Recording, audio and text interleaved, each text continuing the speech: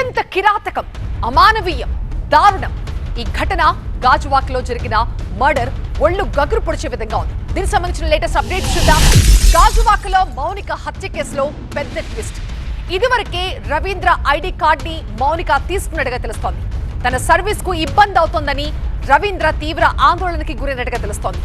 ID card కోసం అనేక సార్లు మౌనికని రిక్వెస్ట్ చేశాడు రవీంద్ర. ఇంటికి పిలిపించి మౌనికతో మాట్లాడాడు. అయితే పరువు తీస్తారంటూ మౌనిక కేకలు పెట్టినట్లుగా పోలీసులకు చెప్పాడు రవీంద్ర. ఆ తర్వాత ఇద్దరి మధ్య కూడా తీవ్ర వాగ్వాదం జరిగింది. విచక్షణ కోల్పోయి మౌనికని గొంతు నులిమి హత్య చేశాడు రవీంద్ర. ఆ తర్వాత మృతదేహాన్ని గుర్తుపట్టకుండా చేయాలని ప్లాన్ చేశాడు. ముక్కలుగా చేసి వేరువేరు చోట్ల పడేయాలి అనుకున్నాడు నిందితుడు. తల చేతుల్ని అడవి వరం తీసుకువెళ్లి నిప్పు పెట్టాడు. రవీంద్రపై ప్రస్తుతం BNS 103, 238 సెక్షన్ల కింద కేసు నమోదు చేశారు. మా ప్రతినిధి ఖాజా దీనిపై మరింత సమాచారం ఇస్తారు. ఖాజా, అసలు మృతదేహాన్ని కూడా గుర్తుపట్టకూడదు, ఆమె చనిపోయిన విషయం ఎవరికి తెలియకూడదు అన్నట్లుగా ప్లాన్ చేశాడు. కానీ మళ్ళీ అతనే వెళ్లి లొంగిపోయాడు. ఏం జరిగింది అసలు? ఏం చెప్తున్నాడు నిందితుడు?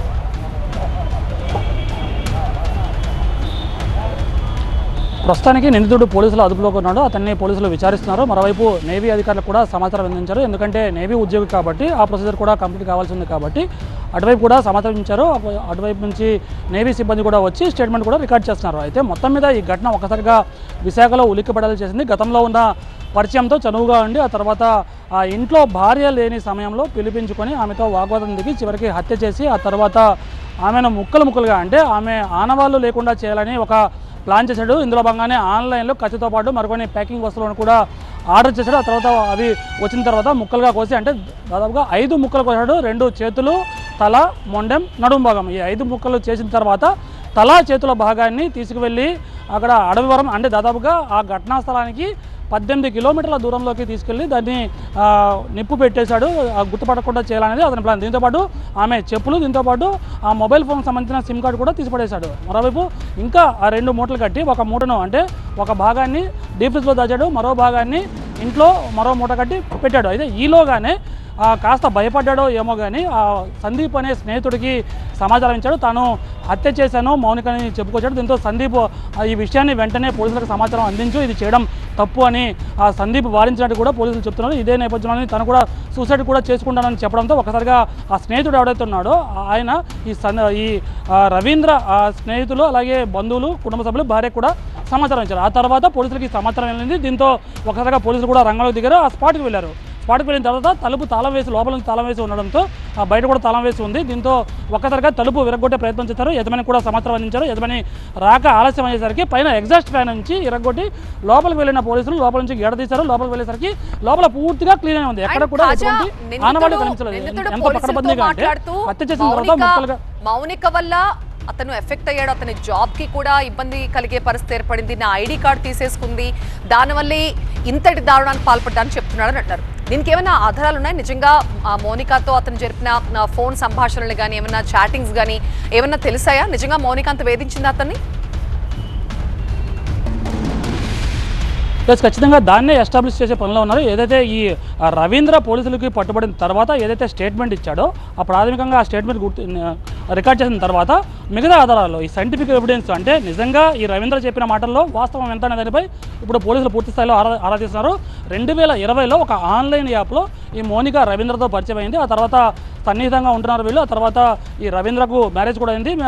ఆ భార్యకి పుట్టిన కాన్పు కోసం వెళ్ళింది. వాళ్ళకి ఒక 4 నుంచి 6 నెలల పాప కూడా ఉంది. అయితే ఆ నేపథ్యంలోనే ఇప్పుడు ఒంటరిగా రవీంద్ర ఉంటున్నాడు. ఈ నేపథ్యంలోనే నిన్న బిర్లా జంక్షన్ నుంచి బైక్ పైనే రవీంద్ర ఆ మౌనికని తీసుకొచ్చాడు. ఆ తర్వాత 1 గంట ప్రాంతంలో తీసుకొచ్చాడు. గంట పాటు ఇద్దరి మధ్య వాగ్వాదం జరిగింది. లోపలికి బెడ్రూమ్లోకి తీసుకెళ్లి ఆమెను గొంతు నుండి హత్య చేశాడు. ఆ తర్వాత ఆమెను ముక్కలకు వేసి ఆ మృతదేహాన్ని మట్టుబెట్టాలని చూశాడు. అయితే ఈ రవీంద్ర ఇప్పటివరకు చెబుతున్న మాటల వ్యాఖ్యలు అదే స్టేట్మెంట్ ఏదైతే ఉందో దానికి సైంటిఫికల్ ఎవిడెన్స్ వాస్తవ ఆధారాలకు పూర్తి స్థాయిలో క్రోడీకరించే ప్రయత్నం చేస్తున్నారు. సైంటిఫిక్ ఎవిడెన్స్ సేకరిస్తున్నారు. దీంతోపాటు అక్కడ సీసీ ఫుటేజ్ కలెక్ట్ చేస్తున్నారు. మొత్తం మీద ఈ ఘటన ఒక్కసారిగా ఉలిక్కిపడేలా చేసింది. అయితే మౌనిక తన సర్వీస్ సంబంధించిన ఆధార్ కార్డు తన దగ్గర ఉంచుకొని స్వాధీనం చేసుకొని తనను వేధించడం వల్లే ఈ ఘాతుకానికి పాల్పడాలని ఒకవైపు స్టేట్మెంట్ ఇచ్చాడు. మరోవైపు కొంత ఫైనాన్షియల్ మ్యాటర్ కూడా ఉంది, అందువల్లే నేను విచక్షణ కోల్పోయి హత్య చేశానని చెప్పుకొచ్చాడు.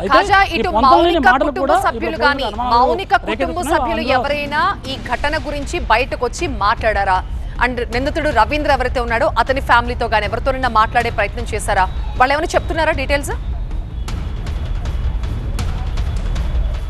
ఖచ్చితంగా ఈ ఘటన జరిగిన తర్వాత మౌనిక పేరెంట్స్కి ఈ పోలీసులు సమాచారం అందించారు. దీంతో ఒకసారిగా వాళ్ళు ఆందోళనకు గురైంది పోలీస్ స్టేషన్ చేరుకున్నారు. అయితే వాళ్ళు ఎవరు కూడా బయటకు వచ్చి మాట్లాడే పరిస్థితి లేదు, ఎందుకంటే వాళ్ళు పూర్తిగా ఆవేదనలో ఉంటారు. ఎందుకంటే మౌనిక ప్రైవేట్గా ఉద్యోగం చేస్తుంది, ఆ ఉద్యోగం కోసమనే వెళ్తున్నట్టు చెప్పి వెళ్ళింది. అయితే ఈవెంట్స్లో కూడా కొంతవరకు ఆమె జాబ్ చేస్తున్నట్టు కూడా చెబుతున్నారు. అయితే ఒకసారి వెళ్ళిన తర్వాత 2-3 రోజుల వరకు మౌనిక ఇంటికి కొన్ని సందర్భాల్లో చేరుకోదు. ఇదే క్రమంలో మౌనిక వెళ్ళి మళ్ళీ తిరిగి వచ్చేస్తుందిలే అనుకున్నారు. ఈ నేపథ్యంలోని ఈ షాకింగ్ వార్త, అంటే మౌనిక హత్యకు గురైంది అన్న వార్త పోలీసుల నుంచి ఆ ఫ్యామిలీకి వెళ్ళగానే అంతా కూడా షాక్ గురయ్యారు. పోలీస్ స్టేషన్ చేరుకున్నారు. పోలీసుల నుంచి వివరాలు చేసుకుంటున్నారు. దీంతోపాటు ఆ మౌనిక ఎప్పుడు ఇంటి నుంచి బయలుదేరింది, మౌనిక ఎక్కడికి వెళ్ళిందని చెప్పిన దానిపై పూర్తిస్థాయిలో ఈ రవీంద్ర ఆ మౌనిక ఫ్యామిలీకి పరిచయం ఉన్నాడా, తెలుసా ఇదంతా జరిగిందా, గతంలో పరిచయం ఉందని చెప్తున్నారు. కాబట్టి రవీంద్ర మౌనిక ఫ్యామిలీతో పరిచయం ఉందని అనుకున్నాను కూడా పోలీసులు విచారిస్తున్నారు. మొత్తం మీద ఈ ఘటనతో ఒకసారిగా ఉలిక్కిపడాలి చేసింది. ఒక సెంట్రల్ గవర్నమెంట్ జాబ్లో ఉండి ఇంతలా అంటే ఒకవైపు హత్య చేయడం, దీంతోపాటు ముక్కలుగా చేసి ఆనవాళ్ళు లేకుండా మృతదేహాన్ని చేయాలని ప్లాన్ చేయడం తీవ్ర కలకలం రేపుతుంది. పోలీసులు అన్ని కోణంలో దర్యాప్తు చేస్తున్నారు. నిందితుడైతే పోలీసుల అదుపులో ఉన్నాడు. గతేడాది ఢిల్లీలో కూడా మనం ఇలాంటి ఘటన చూసాం. ప్రియురాలని చంపేసి ముక్కలుగా కట్ చేసి ఫ్రిడ్జ్ లో పెట్టాం. మొన్న ఢిల్లీలో జరిగితే ఇప్పుడు మళ్ళీ ఆ తర్వాత మళ్ళీ మీర్పేటలో జరిగింది, మళ్ళీ ఇప్పుడు గాజువాకలో. అసలేంటి ఘాతుకాలు? మనుషులేనా? స్నేహం చేసి ప్రేమించిన మనిషిని ఇంత ఘోరంగా ఎలా చంపేస్తున్నారు? ఇప్పుడు మనం చెప్తున్న ఈ 3 ఘటనలలో కారణం ఒకటే, అదే వదిలించుకోవడం. ప్రేమించిన మనిషిని కాదనుకుంటే రాక్షసంగా ప్రవర్తించాలా? మానవత్వం ఎక్కడికి వెళ్ళిపోతోంది, ఎటు పోతోంది సమాజం అనిపిస్తోంది ఇలాంటి ఘటనలు చూస్తుంటే. ప్రస్తుతం ఈ గాజువాక్లో జరిగిన ఘటనకు సంబంధించి పోలీసుల విచారణ కొనసాగుతోంది. నిందితుడు రవీంద్రని పోలీసులు విచారిస్తున్నారు.